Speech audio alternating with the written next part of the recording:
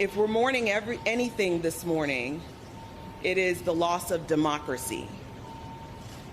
I am your duly elected state attorney for the 9th Judicial Circuit, and nothing done by a weak dictator can change that.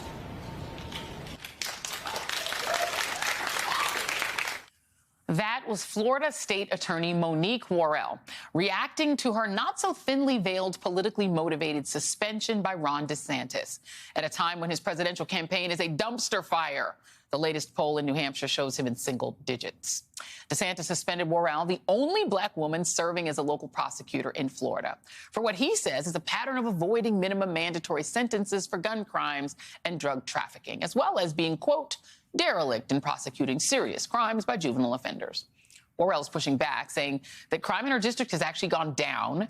She's also defending her prosecutorial approach of going after violent offenders while also giving some individuals a second chance. She's the second progressive prosecutor Ron DeSantis has suspended.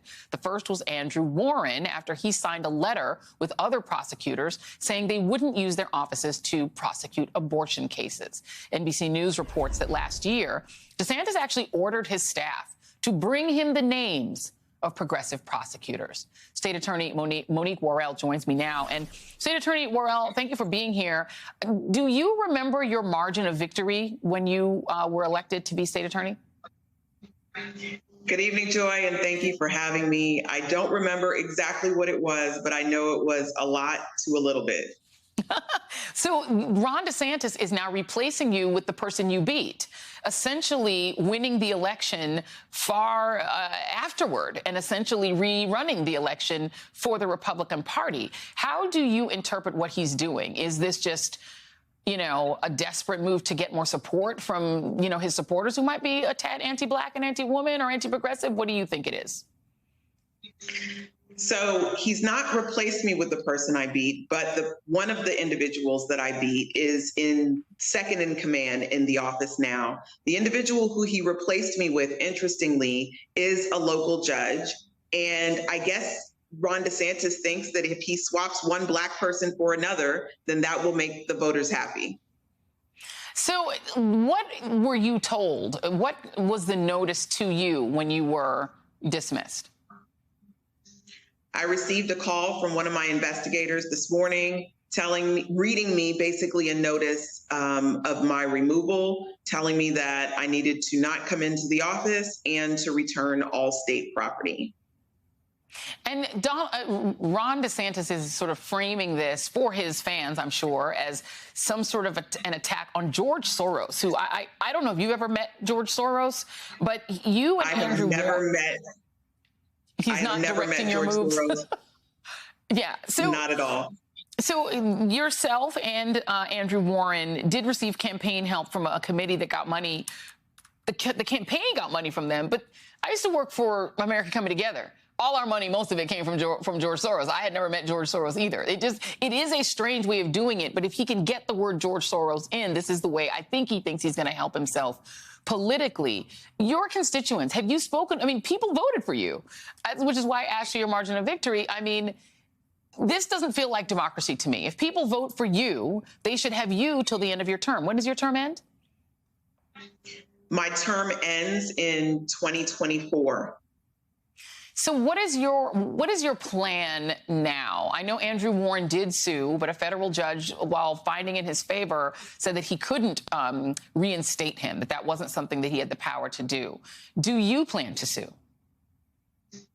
So I've assembled a legal team, and they are currently reviewing the executive order, and we're considering what our legal options are. But, you know, what you said was right on point, Joy. This is an attack on democracy, and everyone, Democrat, Republican, independent, or otherwise, should be concerned that here in the state of Florida, one person can remove duly elected officials because they are not politically aligned. And that is exactly what an attack on democracy looks like. We did look up homicide rates in Orange County, Florida. They are down. They're down 18%. So if his reason for removing you had to do with crime and homicides, that doesn't track. And so it doesn't seem that your job approval is the reason. Do you think that the reason had to do specifically with trying to help his presidential campaign, or do you think it was local sort of Florida politics within the Republican Party there?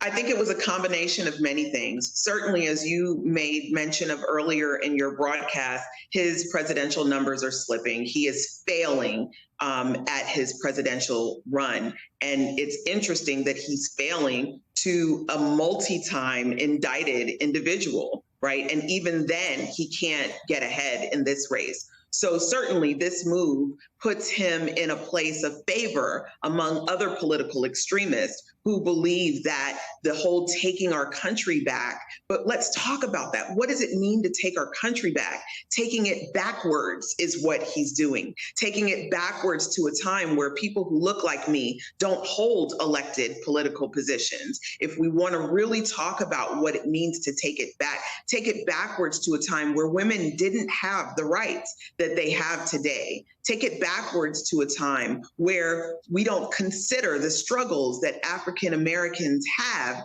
in this country when we have affirmative action. So that's what taking our country back means. And this is another action towards taking our country back. Another thing that has happened is the emboldenment of law enforcement to make the law. They don't just make arrests, but they determine how the law is enforced, even though they're not attorneys, even though they're not trained in the law. He has emboldened them to be the deciding factor on what charges are appropriate and what outcomes, what sentences are appropriate. And that is exactly contrary to how the system is designed to work. And ultimately, Joy, if we look at what's happening here, all of the blue counties in the state of Florida are having their democratically elected officials removed. And that is because this is all about politics. He is weaponizing politics so that he can have gains in the polls for his failed presidential campaign. Yeah, it is. I have also noted that he is targeting blue counties that did not want him and did not vote for him and replacing their leaders with his own chosen apparatchiks. That is duly noted. State Attorney Monique Worrell, thank you very much. And we will be watching what you do next.